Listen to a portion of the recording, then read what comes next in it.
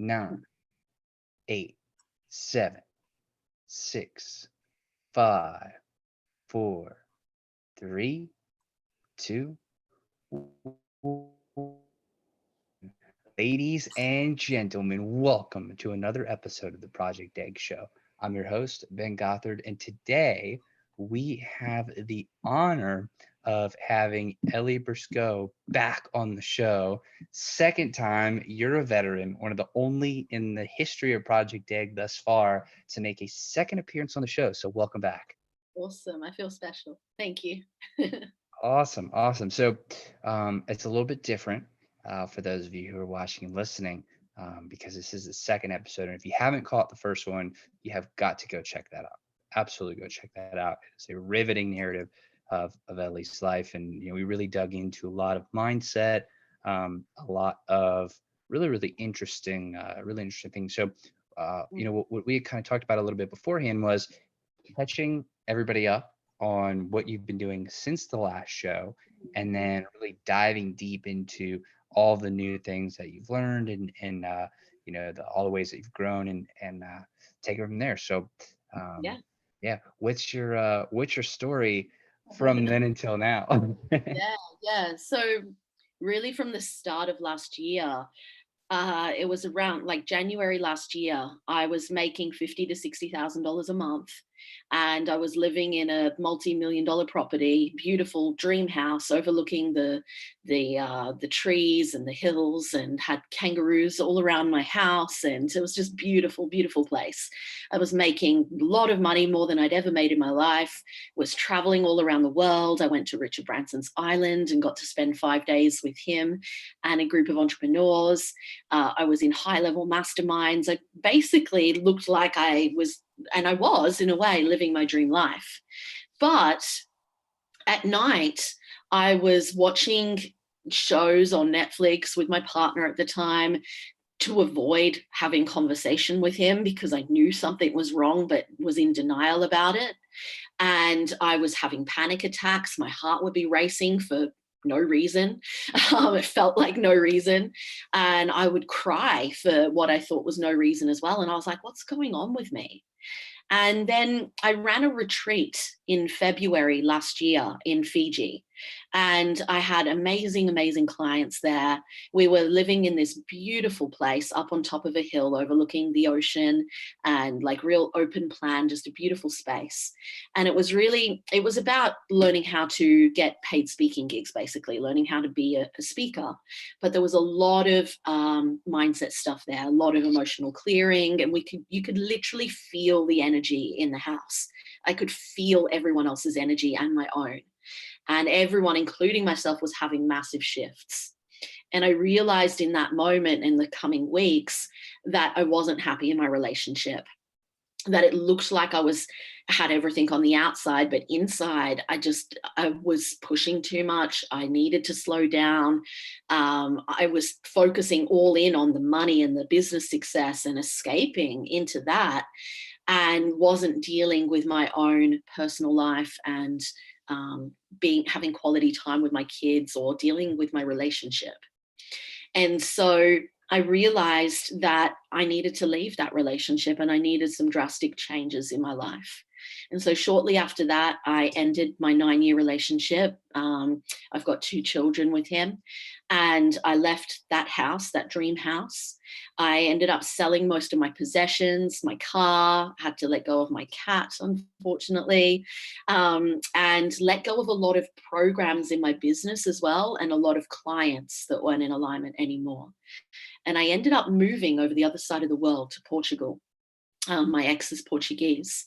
And so we moved there not knowing how long we were staying there for. It was supposed to be 6 months. And then my ex wouldn't put anything in place of like what's happening with the kids, what's happening with our life.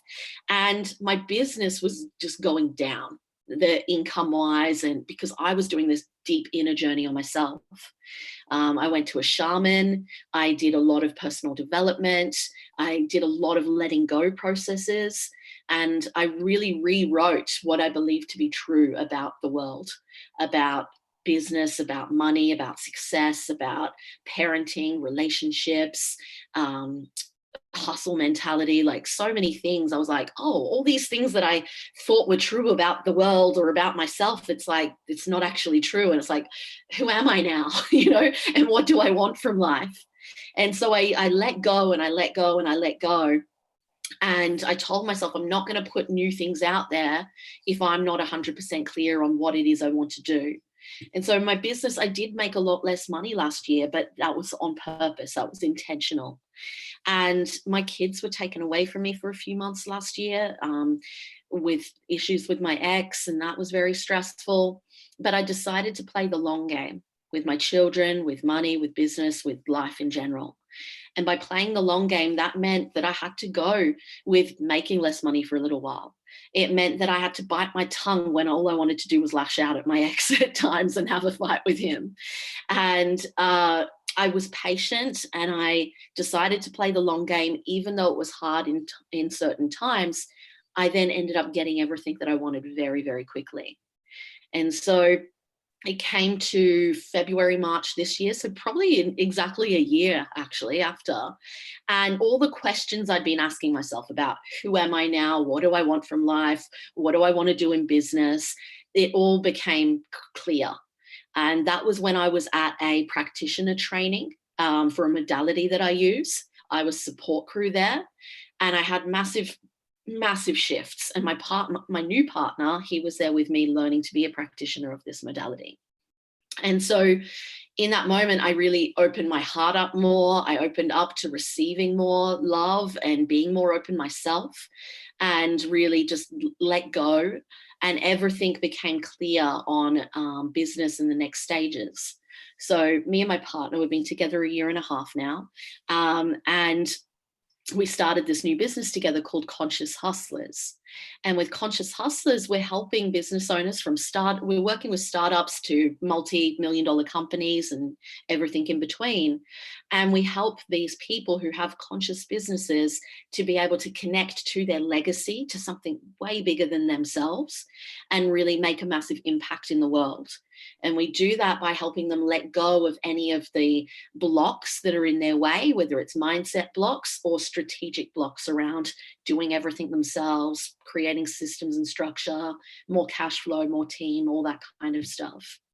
So, it's similar to what I was doing before, but it's also very different. And that all clicked in place. And in our first month of this new business, we hit a 6-figure run rate. And we're on track in less than 6 months to hit a multi-6-figure run rate. So it was like, I had to take that year to then be able to have things happen like that, Wow.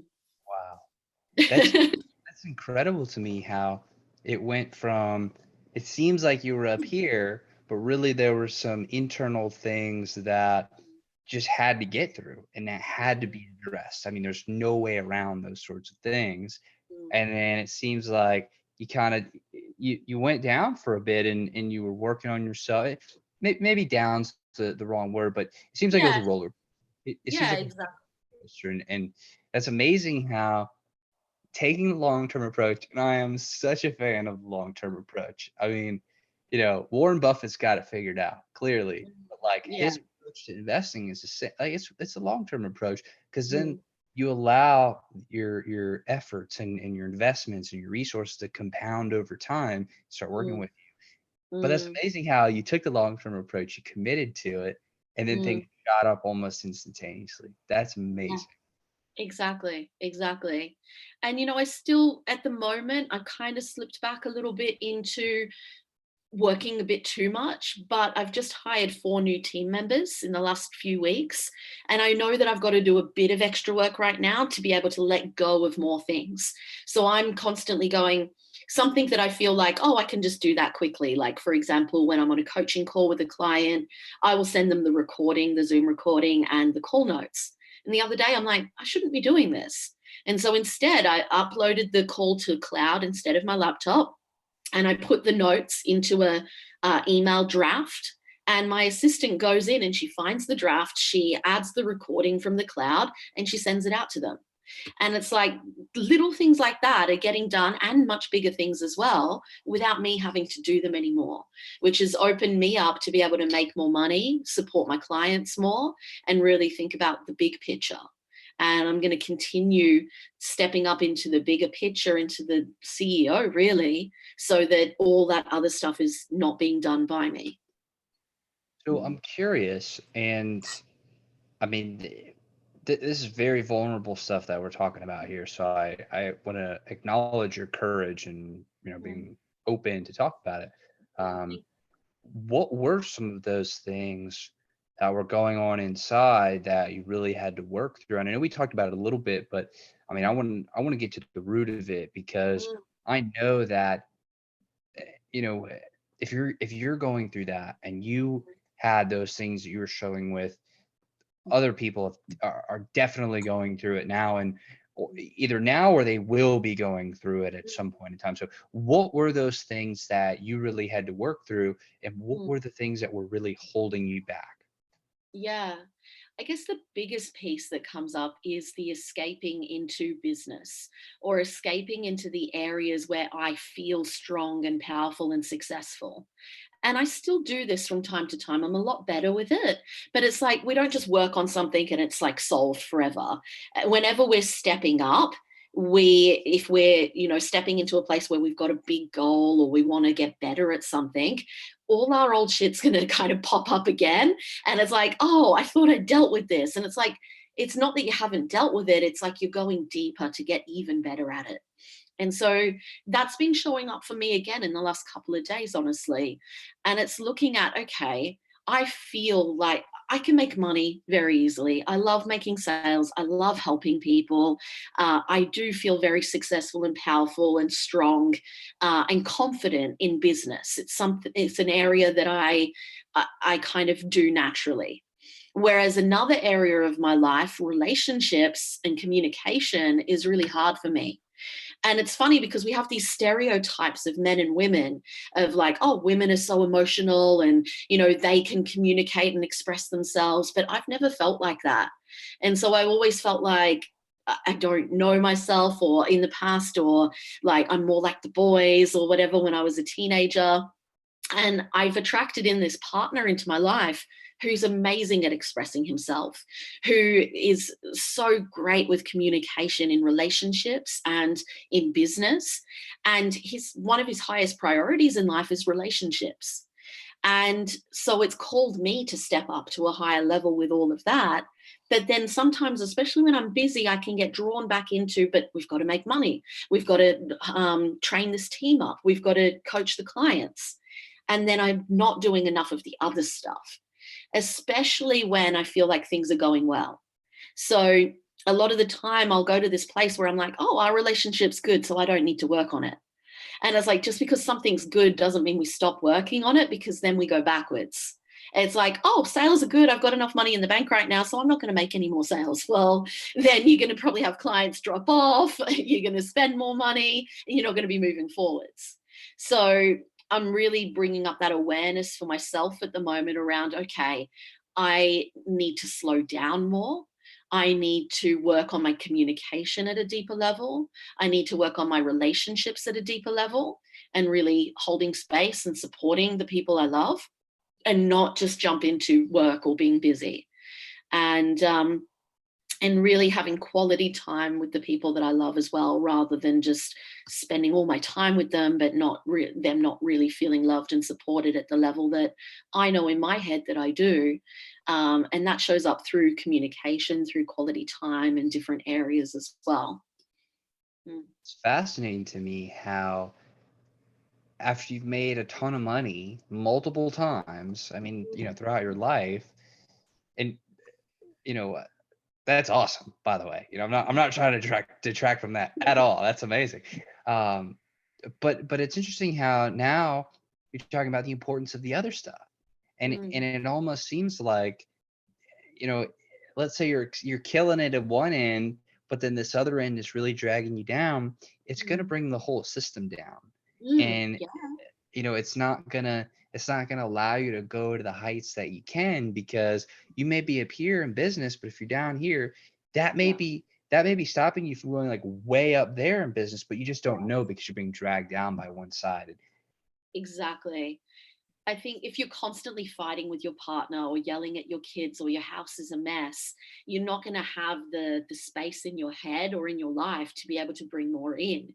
It's like when we're living in chaos, or we'll have a lack of structure or a lack of like connection as well, we're not going to get the results that we want in our business. And so when you have something I've really been working on the last two months or so since I've been back in Australia, is really creating structure and routine and organization in the household. So my kids have a morning and evening routine that my partner created, and something I've been doing for them or with them for years, they now do by themselves. They wake up in the morning, they make their bed, they get dressed for school. My daughter's been making scrambled eggs and veggies for breakfast. And I'm like, what the hell? I didn't know you could do that, for her and her brother. And they're doing all these things without needing me to do it. And so that gives me more time in my morning and my evening for myself. And I'm spending quality time with them, not just telling them to get these jobs done. So by doing that, and then I got all my property moved into state, so I have it all. We're in a beautiful house, 2-minute walk from the beach. I finally have some stability that I hadn't had for 18 months. I was literally living in Airbnbs for 18 months around the world. And so to be in one spot and have that structure with myself, the business, my relationship, my kids, it's really created more space and energy to bring more in. And there's actually 3 key areas I'm really focused on at the moment. It's time, energy, and money. And so I ask myself sometimes, is this thing or this person bringing me more time, energy, and money? Or is it taking my time, energy, and money? And so if it's like for a team member example, if a team member is taking up all your time, asking all these questions, but not taking initiative, not getting the job done, they're costing you more money because they're not being efficient on doing it properly. And it's costing you energy because you're constantly having to micromanage or, have conversations with someone else in the business about, oh, this person's not doing their job properly. Then they're detracting from those 3 areas. Instead, a team member should be giving you more time, giving you more energy, and making you money. And so if they're taking away from those 3 areas, then they probably have to go, or you need to put boundaries in place. Same with clients, same with other relationships, same with like any project you're completing or anything in life. So that's 3 things I've really been focused on lately as well.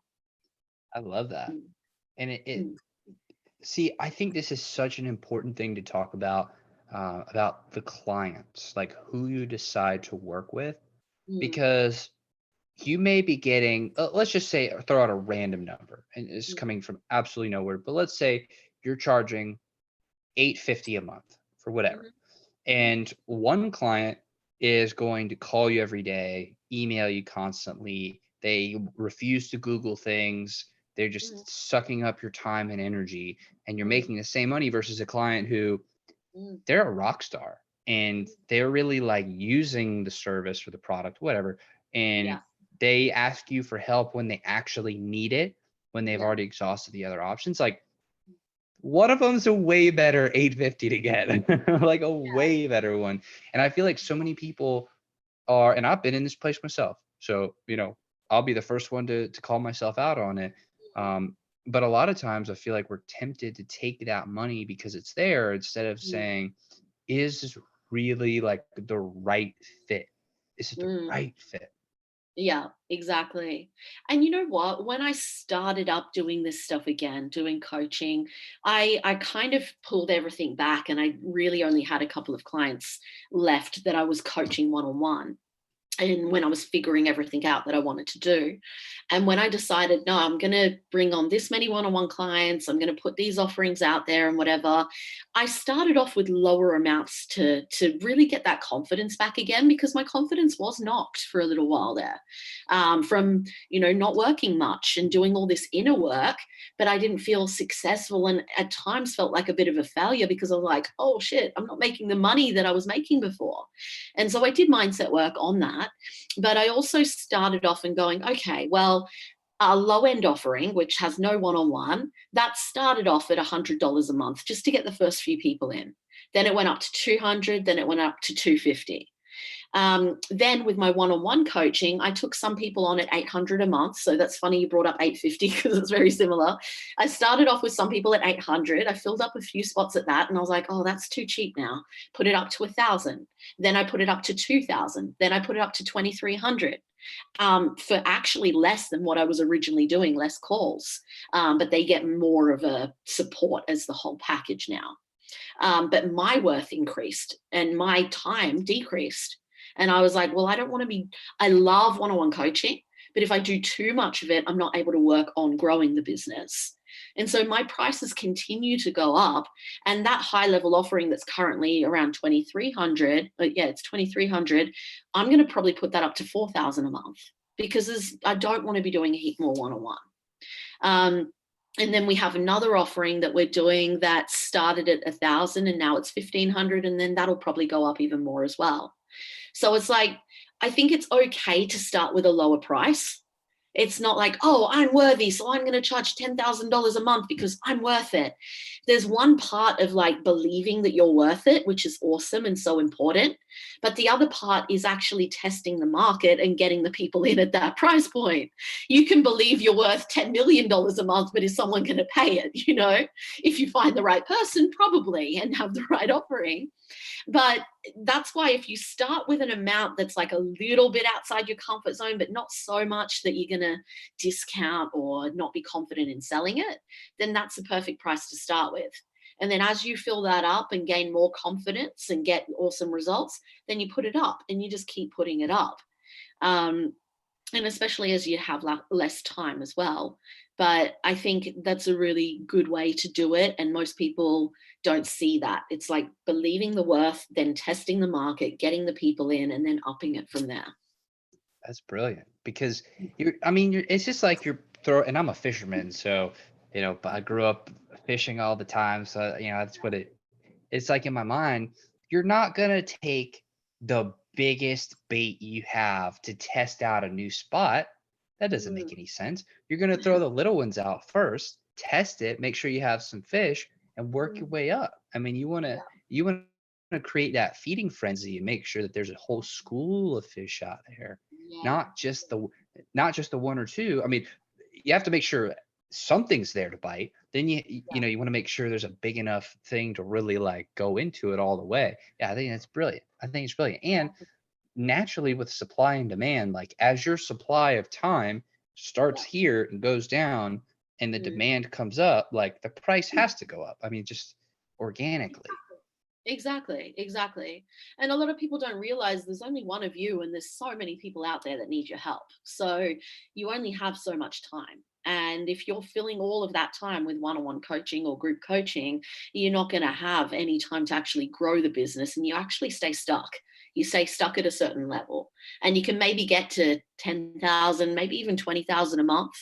But then after that, it's actually about working less and building team and putting systems in place so you can be the one that's going, okay, well, what's the next step? And if you don't have the time, if you're constantly working in the business, you don't have the space in your head to realize what those next steps are and what are the next opportunities and ideas and things that you'd love to do. That's brilliant. That's Mm, brilliant. So when and I'm curious to learn about, how you ramp things up. mm, When you first start with a new offering, I'm sure there's always a few people that you in your mind you're like, oh, that this will be perfect for them. And mm, so you go reach out to them and you're like, hey, I'm doing this new thing.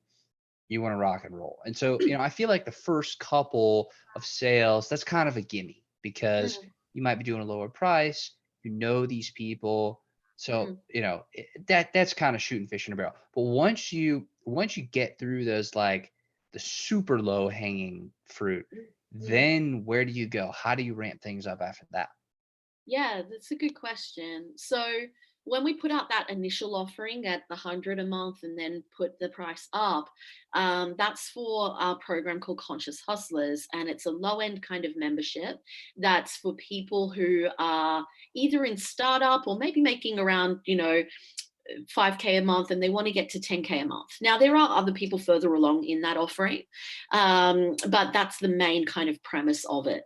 And it's really getting them, laying the solid foundations in place, getting them to know themselves, working on their mindset, their strategy and structure, and really creating solid foundations for a bigger business, a big company. So when I went to that practitioner training as support crew in end of February, there were 60 people in the room. And I connected in with every single one of those people. Now, I didn't go in there strategically and be like, oh, I'm going to sell these people afterwards. I went in there to get a massive transformation for myself and to support the owner of the company because I believe in the work. But then I also was having great chats with people in the room, and I was helping people in the room for free, doing like an anxiety exercise with them, which only takes a few minutes, but it's super powerful. And I was having great conversations with people and connecting and networking with all these people. Now, in the couple of weeks after that event, we ended up signing up 30 people, and about 20 of the, or maybe 10 to 15 at first, but then more over time, were from that community. So if you are in a community, whether online or offline, where it's got your ideal clients, but it's people that could potentially be clients, friends, team members, joint venture partners, whatever it is, like start getting in front of those people online and offline, because you will make money and you know that you need to help, they need your help. So when we started off that low end offering, basically a lot of those people signed up from that community. And then we would share, when we get on a group call, we'd share a photo and they'd share these photos around. And everyone would see all these people they know on this call. And they're like, oh, I want to be part of that. I want to be with all those people. And then everyone, without us even asking, was just raving about it. They were like, I love this. It's like, I feel like I belong. I'm part of a family. I've gotten these results. And we started getting tagged in groups. There's a group here. It's an Australian group called Like-Minded Bitches Drinking Wine. And it's got over 100,000 women, female entrepreneurs in there. And literally my clients, anytime someone asks for a business coach, I get tagged in there. So it's like that created the momentum of having so many people sign up at once, putting the photos around everywhere, putting out the results, getting tagged in things. That really created the momentum for that offering. Now, then when I put out my one-on-one offering, it was pretty much what you said of that low-hanging fruit.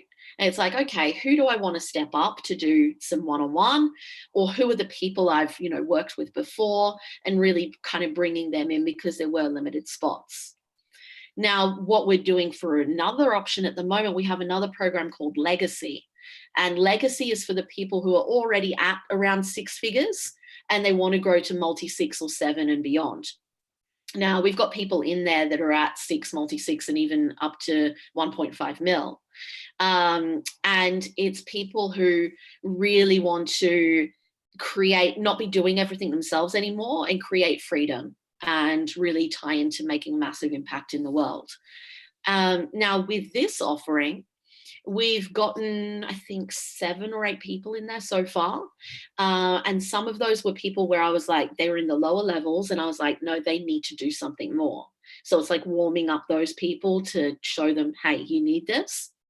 And then kind of bringing in other people from people I've worked with in the past, and different things like that. So that's happened pretty organically so far. Now, what we're about to put in place is we have a marketing strategy with a marketing manager, where she's doing up a new website, branding, membership site, and she's also going to be setting up messenger bots, 5-day free challenge, all these different things that she's great at. So, and then paid advertising and things like that on Facebook. Now, separate from that, the organic strategy, something I'm working on at the moment, is looking at, okay, who are the ideal clients for Legacy? What are their pain points and challenges? What are the outcomes and goals that they have? And then what are the topics from my own story, from client results, from whatever, that I can talk about in live streams, in interviews, in Facebook posts, in emails, on my messenger bot, in my free challenge, in all of those things. Maybe doing I wrote this down yesterday, a masterclass that's like, hey, this is this big, massive, awesome training that solves your exact problem. So putting all of that together at the moment for a really specific strategy, going deep into exactly where they're at and where they want to be. That's awesome. So Mm. it seems like it's getting people in on kind of the ground floor Mm. and giving them such a valuable experience, such a meaningful experience that they just can't help but share, and Mm. doing that enough to where it almost creates its own buzz. And Yeah. then from the group, hand select the people who you're like, okay, you kind of like tap them and say, okay, you need more, you need to level up, you're ready, and then Yeah. bring the next level. And then you just kind of keep climbing. And as people show you that they're ready for that next level, then you kind of tap them and bring them up. And it's almost like a ladder, like not a funnel where they're all coming down, but like a ladder where you're bringing them up. Yeah, exactly. Exactly. And you know what's funny? I kind of make a joke about this sometimes. My current partner, he was actually a client beforehand. And so he watched all my free stuff. He did my low end, my mid, my high, came to my retreats, and he ended up being my partner. And that's funny because it's like he really went through all the different levels. Now, when we actually met and we were like, oh whoa, like we had this deep connection, we didn't have that when he was my client. He was just like, yeah, he's a nice guy and I like working with him. There was nothing going on there. And then when we met face to face, it was like, oh shit.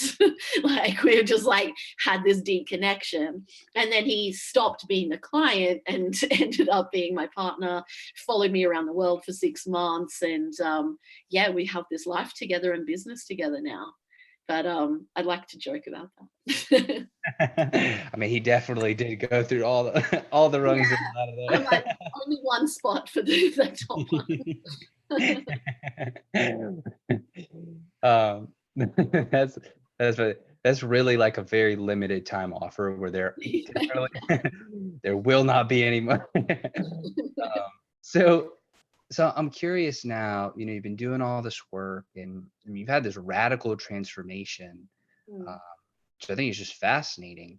mm, Um, but what questions are you really working with now? Like, what are those inner questions that, because it seems like you've done a lot of inner work. mm, mm. What's the next frontier? What are those next questions that you've gotten through the old ones, and it's like now you can ask better questions. What are those? Yeah, that's a really good question.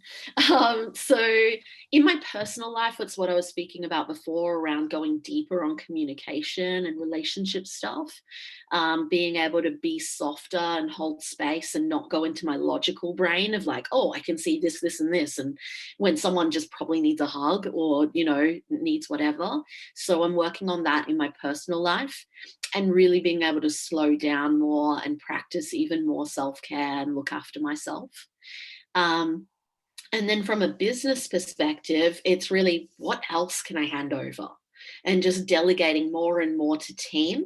I've created an onboarding process for every single role in the business and continue to do that.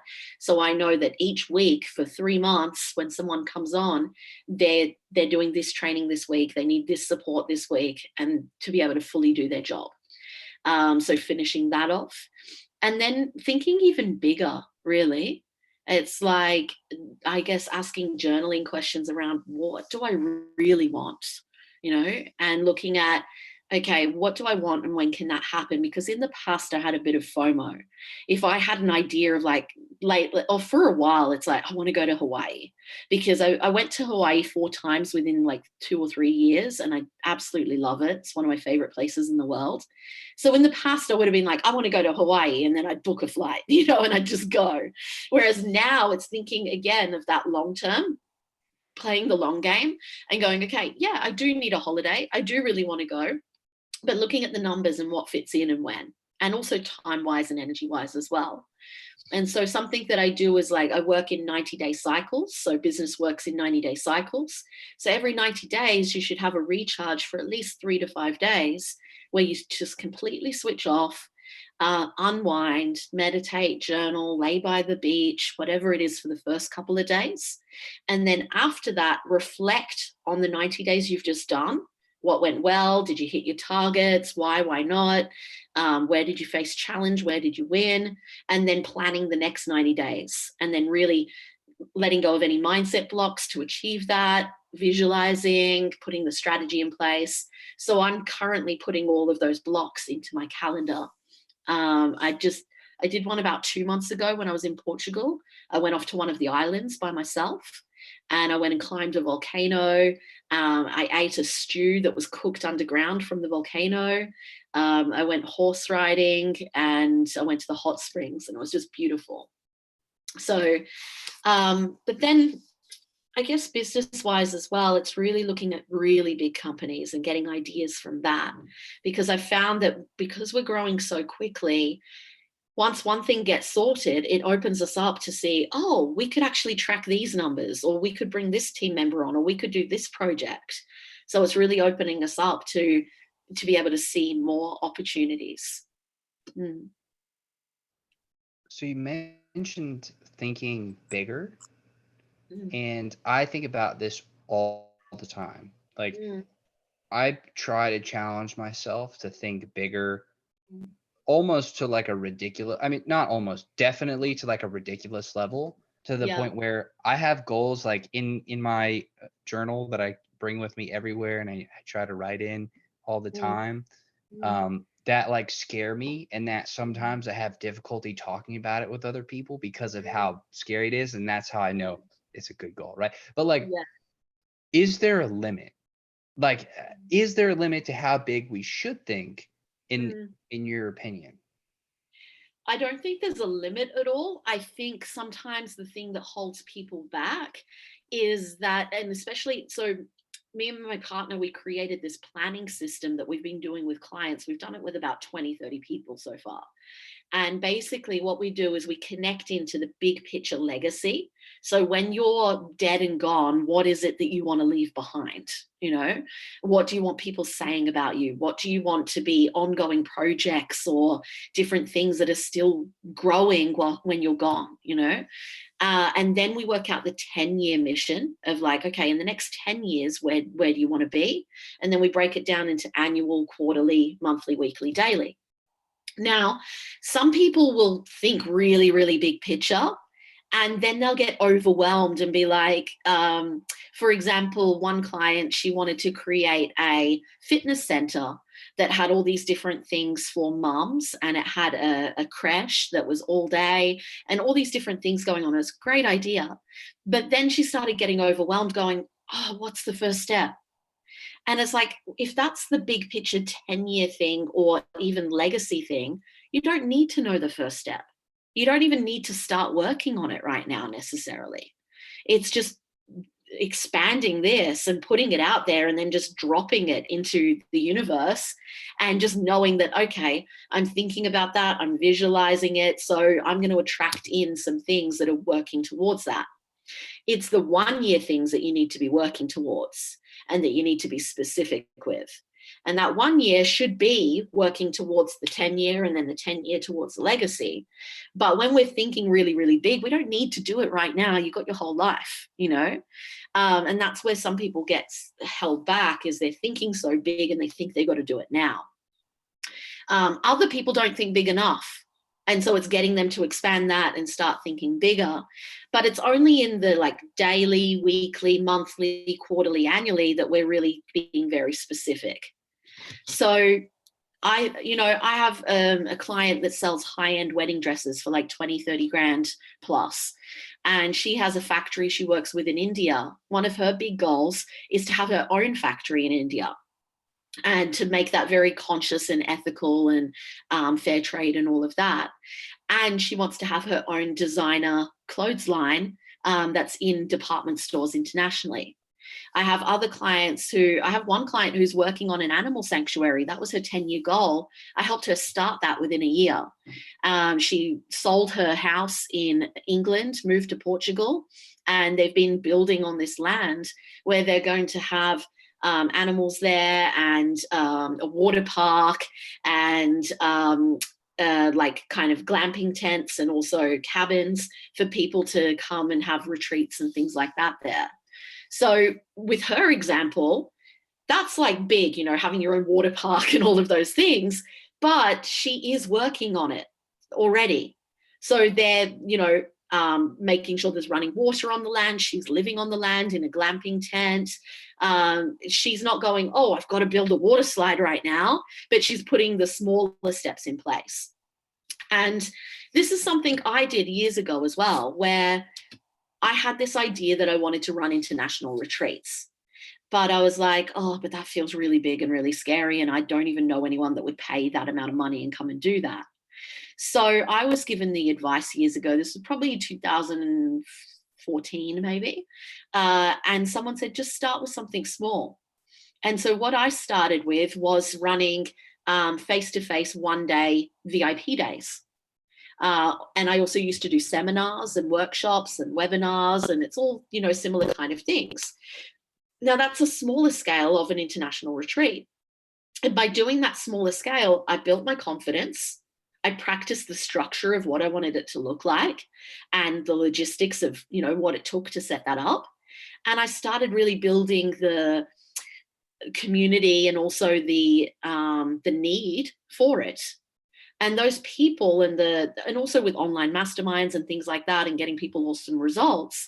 Then when I started doing international retreats, I already had that pool of people that had been getting results, had been doing things with me that wanted to do that. So it was an easy sell. And I've now run retreats in Australia, Bali, Thailand, Fiji, and Hawaii.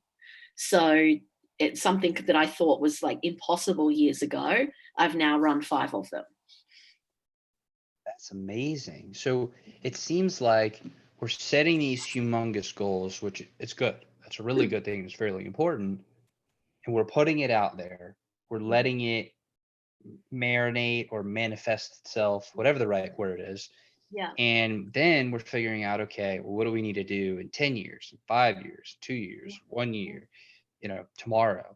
And then we're taking these little actions today and focusing on the annual, the quarterly, the monthly, the weekly, the daily. And by focusing on that, but still keeping the big picture in mind and checking in from time to time, but not like solely focusing on that, really focusing on the specifics, that gives us it makes it palatable enough to where we can do it. And then over the course, we can build that momentum and build and build and build. And then we'll get to those bigger goals because we focus on the smaller ones. Right? Exactly. And there's, just to clarify as well, because I mentioned a few different things that might be confusing, there's kind of 3 ways we can go about that. One is you've got this big, massive goal, but it's actually not something you're going to work on yet. And you're just kind of thinking and brainstorming and getting excited and visualizing it and then just putting it out there and not actually doing anything to work towards it yet. It's like something that's maybe setting up an education system for children that's like really conscious, you know, and you want to create this whole school system. That's one of my things, where I want to have a space where kids and adults can come to learn and run retreats and do different things from it. Now that's a big goal, but it's not something I'm working on right now. It's not something I even need to put steps in place for, but I'm just putting it out there. Now, so that's one way to do it. Now, another way is like that client who's like, I want an animal sanctuary, so I'm going to do the smaller things that build up to having all of the things for that. So that's the second way. And then the third way is the retreat example of going, okay, I'm not going to go and do an international retreat straight away, but what's a smaller version of that? So like a workshop or a VIP day or whatever to build up to the bigger thing. That makes a lot more sense. Mm. So it's either having that goal, but not really working towards it yet, Mm-hmm. having the goal and taking little bitty steps to get there, or having the goal and then doing a miniature version of it and like Yeah. working your way up. Yeah, exactly. Okay, now that makes a lot of sense. Because you know, one of the things that so resonates in my mind, because you know, when I was in college, and you know, not like I'm that much removed from college, but like a couple of years ago, I was helping, you know, some of my friends. We were working together, and we launched a music festival in New Orleans, and it was Mm. one of the most fun projects I've ever worked on, ever. That's It was cool. so cool. So Yeah. cool. And I could talk about it forever, but I'll leave it at that. And once we pulled it off and we did it for a couple of years, it was so much fun. Mm, I had this crazy idea in my mind. mm, And I was like, okay, if we could do this, like a bunch of 20-year-olds who mm, we were responsible at that point, mm. so like, and we were competent and capable, so Yeah.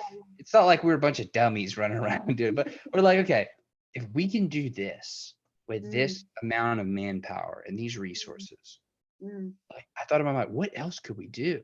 Yeah. And what popped in my mind, it was crazy. I can't believe I'm Mm, saying this out loud, but I thought, wouldn't it be amazing to have the first ever music festival on the moon? mm. Like That's cool. literally have like a space fest, right? And I Yeah. pictured like this biodome that, so we Yeah. could breathe and like so Yeah. there'd Yeah. be gravity, all Yeah. that fun Kind of stuff. important. But like, yeah, pretty important stuff. But I was just thinking like, well, the music festival that we did, that was a mini version of what I was talking about. And Yeah. it really just like clicked in my mind. I was like, oh, that makes a lot of sense. Makes a lot. Yeah. Yeah. And some of these things like that might actually happen, and other things might just be like a crazy idea that never happens. But just getting yourself to think of these ideas expands your mindset, your thinking, and attracts more in. And it's like whatever we think about, we create belief systems around, and we take actions from that place. And we also are able to see from our reticular activation the things that we're thinking about. So, say you've just bought a red car, you're going to see red cars everywhere.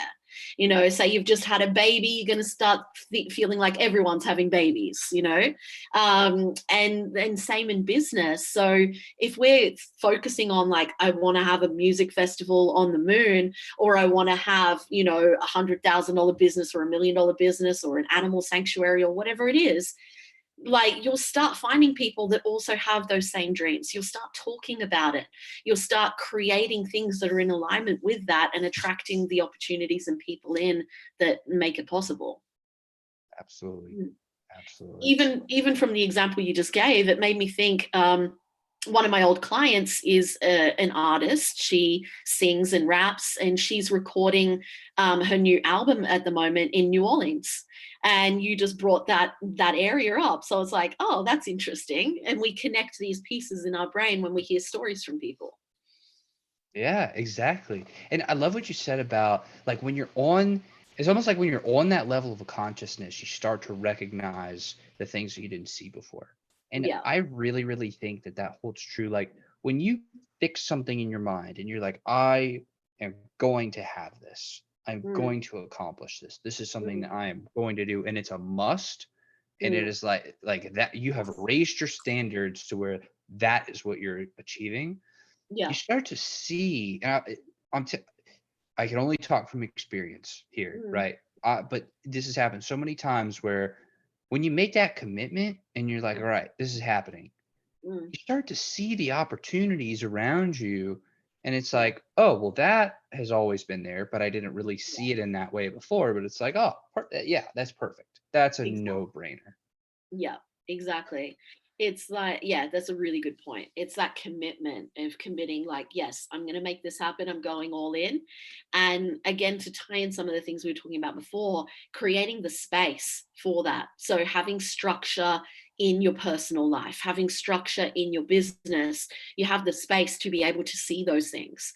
If you're constantly busy, if you're not slowing down and hearing your own voice, you don't get to think of these things and you don't get to see them. And this has happened for me so much lately, where I felt like with this new offering, for example, with Legacy, I wasn't 100% committed and connected to it. There was the missing piece. I hadn't fully kind of gone all in with it. And when I did go all in with it, I signed up like 7 or 8 people like that. And even when I was sick the other week, I had the flu. I ended up signing up a few people even when I was starting to get sick, and then I took a few days off. And I was like, I've just made all this money this week, signed up all these people, had amazing things happening, and I feel like I'm at my worst right now. And it didn't feel hard. And it was just that commitment and connection to, okay, who is this for? What's it about? And yes, I'm going to make this happen now. And creating the structure for those people to be able to come in and be able to see those people. Oh, definitely. And I think it's also a factor of if you're really committed to something, other people can tell. Like they can feel it. And it's not even Mm, sometimes it's very tangible. Like, do mm, you care enough to set up the website that can accept the yeah. payment from the people who are trying to pay you money to work with you? Or is it, do they get this sense from you, or do they get the feeling that you're in it to win it, and that Yeah. you're on this mission and you're committed? Like there are so many times where I've wanted to work with people Mm, purely because of how passionate they were about yeah. the thing that they were working on. I'm like, I want to help you. I don't know a thing about it, but I'll find a way to help. And I want to do it just because I believe in you. And it's like, but people can feel that. If you're not all the way committed, there's no way that, like, if you don't believe in it, how can anybody else? Exactly. They feel your energy and the excitement behind it. It's Hmm. like you could write copy for something and it could be the exact same words and you could put it up from an energy of like, oh, I better put this up because I got to make some money and I've got to do this task, but you're feeling a bit uninspired or flat or just, you've had some crap going on in your personal life or whatever. And that's when you write it from that place. Or you could do a meditation or a visualization and get yourself in state before writing it and really be writing it from a place of inspiration and flow and excitement and like, whoa, I can really help these people and I wish I'd had this program for myself, and really connect into like all the people you're going to help with it and how you can help them and that they need it, and you write it from that place. People feel that. They feel it through your words. They feel it through your, if you're speaking on a live stream, they can see it in your face. I've had a lot of people telling me lately that I look like I'm glowing. Like people notice things, whether consciously or subconsciously. And even on a subconscious level, say someone's never done any personal development and they're not in touch with any of this stuff, they still notice it subconsciously. And they'll go, oh, yeah, I didn't buy that, just didn't feel right. You know, and so it's got to strategically, logistically make sense, but it's got to have that right feeling and energy behind it as well. Absolutely. I couldn't agree Mm, more.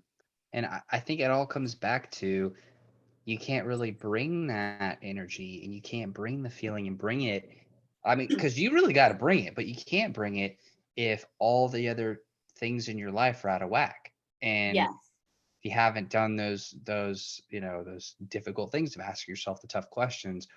working through the other areas, because I mean everything matters. It really Mm, does. Like from the music you listen to mm, the things that you choose to watch or don't watch, or yeah. the food that you put in your body. Like it all matters. It really, Yeah, really does. And um exactly.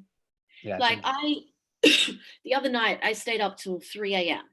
And it was because I'd got the kids to bed and then me and my partner worked together for 2 hours. And then after that, we just wanted to chill out and cuddle and spend some time together. And we're rewatching Breaking Bad together. We've both watched it separately years ago. And like, we're like, let's watch it together. But then one episode, I started falling asleep and then I woke back up and then I was just awake. And then I couldn't get to sleep. And I was up till 3 a.m. Now I only got 4 hours sleep. My kids woke me up at 7, and I then, had a lot of things to do yesterday. And I ended up having a bit of confrontation with my partner because, I was tired. I ended up not getting enough like rest for myself. I ended up feeling sick. Like all these things kind of spiraled because I hadn't had enough sleep. And I didn't speak up and have that boundary of, no, I'm going to go to bed earlier because I did want to spend time with my partner. Now, last night I went to bed super early. I went to bed at like 9. I got 9 hours sleep. I woke up a total different person. Already this morning, I've done this interview with you. I've had a call with my team, one of my team members. I've done a coaching call with a client. I got my kids ready for school. I've done a lot this morning, but it doesn't feel like a drain of energy. It's all like firing me up and feeling really good because I made sure I got the sleep that I needed. And so even on a basic level, we need to have a clear morning and evening routine. And the evening routine needs to be like switching off at a certain time and getting enough sleep and also reflecting on the day. Because if we get to the end of the day, particularly if we stay up too late, we can start to get in a negative loop. of like, oh, I'm not making enough money, or checking the bank account, or causing an argument with someone, or worrying about negative things that might actually be true, but they're also not, because it's like we're in a headspace where we don't know what's true. But what we want to do instead at the end of the day is getting to bed earlier and all of that, but then reflecting on the day, what went well today? What am I grateful for? What are my top 3 priorities for tomorrow? So you're connecting into that before going to sleep. And then in the morning, your morning routine is all about building your energy for the day. And the way that I do it, and I'm not perfect with this, it's something I'm working on at the moment, but the way I do it for myself and what I'm working on and teaching clients as well is you want to first give back to yourself. So that's where you drink some water or like a green juice or something like that, but definitely water, like hydrate yourself, and then move your body in some shape or form. So you're switching on your physiology, your physical body.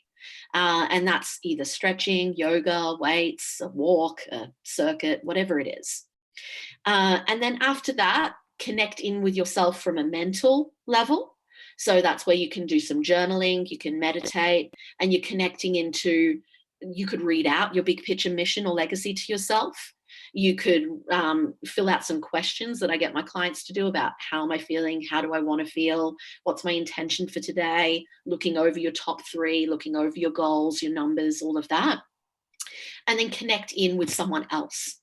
So whether that's doing a live stream, getting on a sales call, a coaching call, calling a friend, having some kind of high level conversation that really pumps you up and makes you feel good. And, anytime I'm doing a coaching call or an interview or talking to my mom or, people who are on my wavelength, I get ideas. And everything that I'm saying, I'm actually speaking to myself as well. And I'm like, oh, yeah, like I get to process things through speaking it out. So that's the way I like to do the morning and evening routine. That's awesome.